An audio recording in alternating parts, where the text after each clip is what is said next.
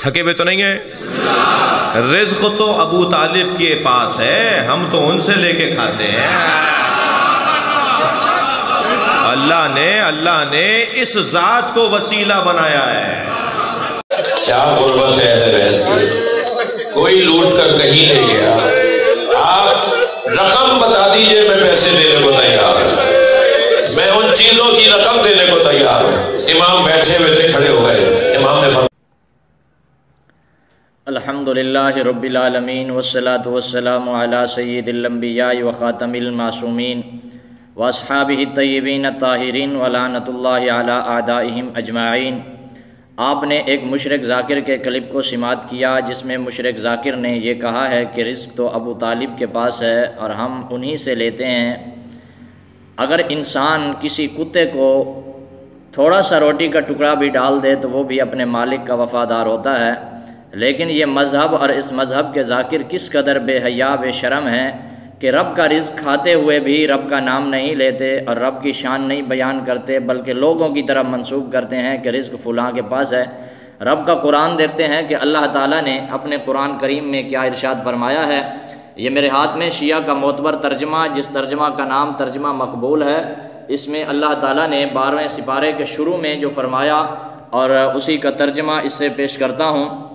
فرمایا وَمَا مِن دَابَّةٍ فِي الْأَرْضِ إِلَّا عَلَى اللَّهِ رِزْقُهَا، اور زمین میں کوئی چلنے والا نہیں مگر یہ کہ اس کا رزق خدا کے ذمے ہے، اور وہی خدا اس کے رہنے کی جگہ اور پیدائش سے پہلے کہ اس کے سپردگی کے مقام کو جانتا ہے۔ اور دوسرا سورہ ملک ہے، سورۃ ملک میں اللہ تعالیٰ نے ارشاد فرمایا کائنات میں کوئی ایسا ہے کہ اگر اللہ تم سے رزق روک لے تو وہ تم کو رزق دے سکے۔ فرمایا امن ھذا الذی یرزقکم ان امسک رزقہ بل لجوا فی عتو ونفور، کوئی ایسا ہے جو تم کو رزق دے دے اگر خدا تعالیٰ اپنا رزق روک لے۔ بات یہ ہے کہ یہ سرکشی اور نفرت میں بہت ہی بڑھ گئے ہیں۔ اسی طرح سورۃ طلاق میں ارشاد فرمایا وَيَرْزُقْهُ مِنْ حَيْثُ لَا يَحْتَسِبُ، فرمایا اللہ رزق دیتا ہے جہاں سے چاہتا ہے، تمہارا گمان بھی نہیں ہوتا۔ وَمَن يَتَوَكَّلْ عَلَى اللَّهِ، فرمایا جو اللہ پر بھروسہ کرتے ہیں تو ان کے لیے اللہ کافی ہے۔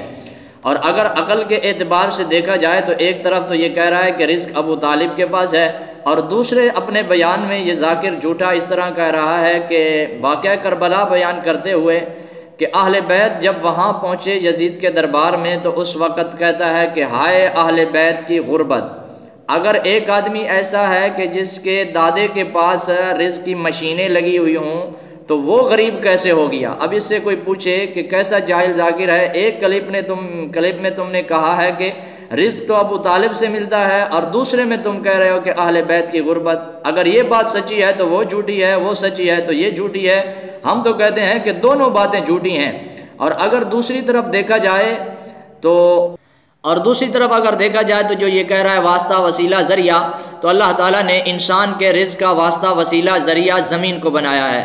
فرمایا جیسے کہ افرأیتم ما تحرثون انتم تزرعون ام نحن الزارعون، سورۃ واقعہ میں ارشاد فرمایا کہ تم زمین میں بیج ڈالتے ہو، کیا تم اس کو اگاتے ہو یا ہم اگاتے ہیں؟ فرمایا ہم ہی اس کو اگاتے ہیں۔ اور جو بھی انسان اگر کسی کو مشکل کشا، حاجت روا اور رزق کی فیکٹری اور وسیلہ ماننا ہے تو پھر زمین کو ہی مان لو۔ اور اگر دوسری طرف دیکھا جائے تو جو بھی انسان آیا ہے دنیا میں تو وہ حتیٰ کہ رزق کھانے میں بھی اللہ کی دی ہوئی نعمتوں کا، ہاتھوں کا، دانتوں کا، زبان کا محتاج ہے۔ جب تک یہ چیزیں نہ ہوں تو وہ رزق کھا بھی نہیں سکتا، اور جو کھا بھی نہیں سکتا تو اس کو اللہ کے ساتھ نسبت دے کر کہنا کہ فلاں کے پاس رزق ہے اور ہم تو اسی کے واسطے وسیلے سے لیتے ہیں، کس قدر شرک ہے اور کس قدر باطل مذہب اور کس قدر جھوٹا مذہب اور جھوٹے مذہب کے جھوٹے ذاکر۔ اللہ تعالیٰ سے دعا ہے کہ اللہ تعالیٰ ہم سب کو جھوٹے مذہب اور شرکیہ ذاکروں سے اور شرکیہ عقائد سے محفوظ فرمائے۔